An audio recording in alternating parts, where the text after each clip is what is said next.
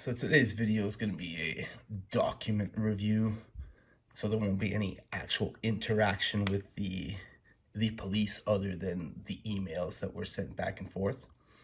And this one is a FOIA audit we conducted on GSPS who failed. It started off fairly well, but then just rolled downhill. Now, I'm going to be working off my computer screen here, going through it, and I'll be overlaying the important documents onto the screen so that you guys could see it properly. Now, this started with us emailing a Freedom of Information request to the GSPS FOIA officer, who is Camille Lapierre. And her first response was the expected response. She tried to tell us that it had to be done online. And because we were making a request for a personal record, she also required ID. Now, we responded with our usual response,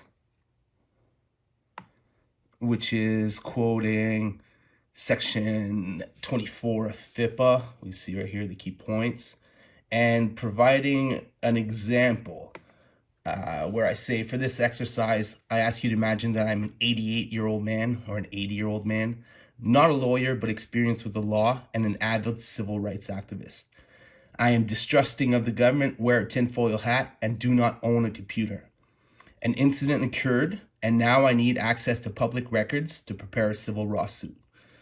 I take out a beautiful piece of paper, my $250 pen, and I use my professional calligraphy, developed over a lifetime of written communications, to write a formal FOIA request. I come to your detachment in person, give you the written form, the $5 payment, and my ID. I have no interest in having a discussion beyond the minimum necessary. I am uncomfortable being in your detachment, did not bring my reading glasses, and do not want to read through or fill out any of your forms, and am not legally obligated to. In this situation, would you believe to have any legal standing in refusing to accept my written FOIA request, or inconveniencing me with your forms or online systems? So the idea behind that exercise is not everyone has access to digital technology, right? So if this were to occur and someone came in following all of the laws and unable to do it digitally, would you accommodate them? In this case, the GSPS did pass that part of the audit, where Camille's next response was, yes, we will accept your written FOIA request. We'll need your ID to be verified. And then she gave me multiple payment options, which included going into the detachment in person, making the payment either in cash or debit. In this case, because we're not in Sudbury, we called in and made the payment over the phone just to expedite the process. I did provide them with my ID, which is required for the personal documents that were being requested. The payment was made. I was sent a receipt right here. So the receipt was sent to us August 14th, 2025.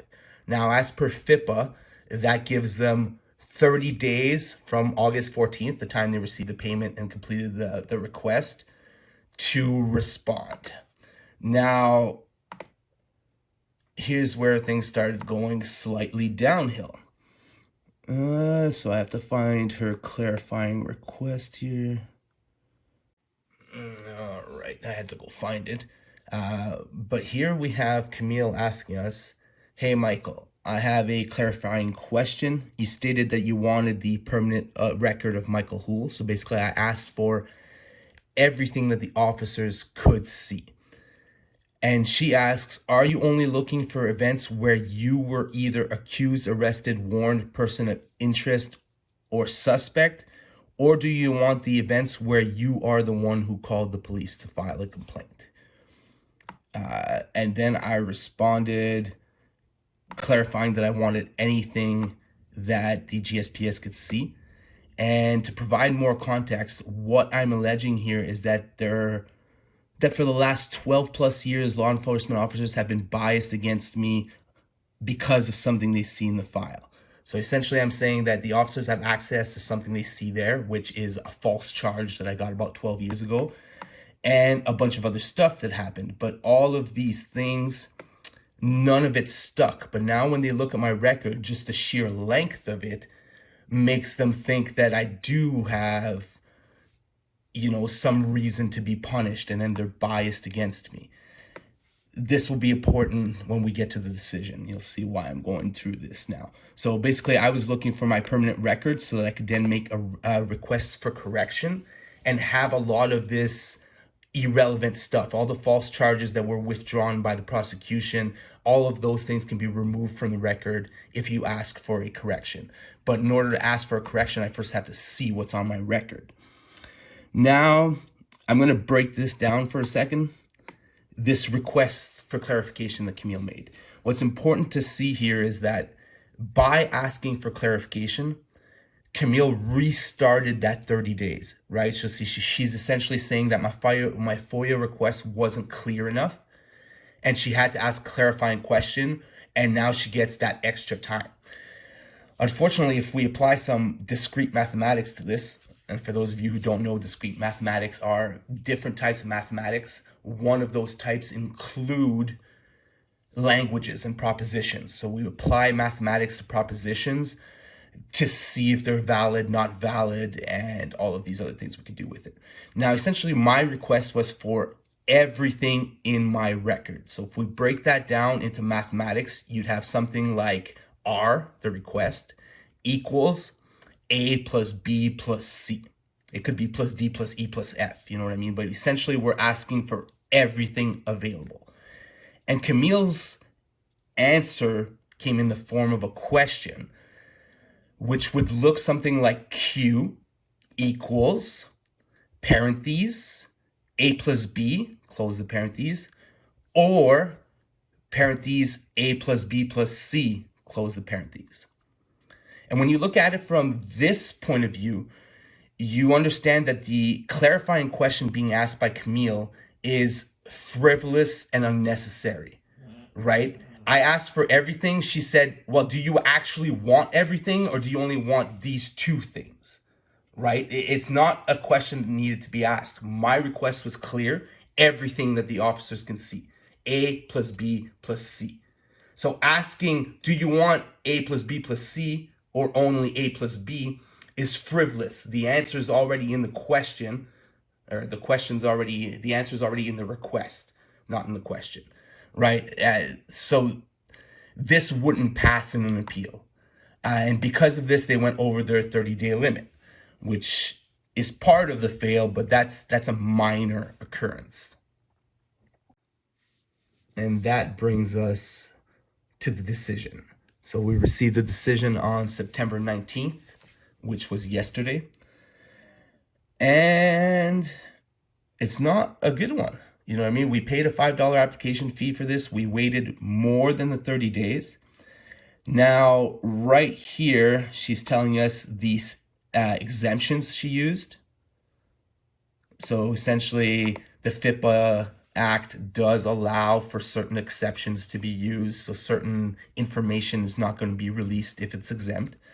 But we'll go through this and we can see if it looks like an abuse or if it's not. Now, this is the pages I was looking for. So this right here, all of these listings are essentially all of the individual items that I asked for. So when I made a request for my full record, for the Constable Weber's record, they went and broke this down into items. And then here we see the subsections applied to exempt them, and then basically a reason or comment. Now, the majority of these things were denied for what is law enforcement procedure. So they believe that releasing this information would somehow reveal critical information about how they do things, and apparently that information is not public information. So I'm going to be putting the FOIA request up screen now, and we're going to go through the major items I asked. Now, what we've been talking about was my personal record, obviously. So I asked to see my own personal record. That was denied. They used both personal information and law enforcement procedures. So they don't want to release my own personal record to me. When they say personal information, they likely mean that it contains personal information about other people, possibly officers. And then it would reveal law enforcement procedures. Now, I look at this as a confirmation. They looked at my record and they agree that there's things in my record that are prejudicing me, that are causing officers to be biased against me. And if they were to release my full record to me, we would be able to confirm that. And then they don't want us to confirm that, so they won't release it. I then asked for an incident report. So this was an incident in which there were retaliatory false charges. So essentially, I was charged with 4 counts of criminal charges, but the prosecution withdrew those charges because there was no prospect of prosecuting or conviction. So basically, the officer was having a tantrum, charged me with everything he could think of at that time. That got handed off to the Crown Attorney, and the Crown Attorney was like, we can't convict him on this. So that all got withdrawn. So I'm asking for that case file so that I can review what happened, the officer notes, and everything that has to do with it. That was also denied. For the same would reveal police procedures. We made a LECA complaint when this incident first occurred, but LECA doesn't consider complaints if the criminal charges are still pending. So we had to wait almost a year to get to court and then wait for the criminal charges to be withdrawn before we could. So everything that was included in that, it would be multiple items. All of those items were denied for the same reason. I then asked for Constable Weber's personal file, who was the officer who falsely charged me. That was also denied. They then noted that they identified an audio call, and they're asking me to pay $10 to retrieve that audio call. But if it's not the 911 call, then we have no idea what that would be. Now we're going to have to wait and see what they actually release.